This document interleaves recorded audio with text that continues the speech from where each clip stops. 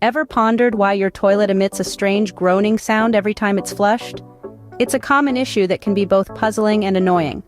But don't worry, the mystery behind these odd noises is about to be unraveled. So, what's causing the commotion? It's usually down to one of two things: a worn-out fill valve or a problematic ball cock assembly. Both of these components are part of your toilet's plumbing system, and when they start to wear down or malfunction, they can cause your toilet to groan, squeal, or make other unusual noises. Now, let's move on to the ball cock assembly. This is the floating mechanism that controls the water level in the tank. If it's not functioning correctly, it could also be causing the groaning sound. Check if the ball cock is sticking or not rising properly. If it seems faulty, consider replacing it as well. Our plumbing service is just one call away to help you fix any toilet issues.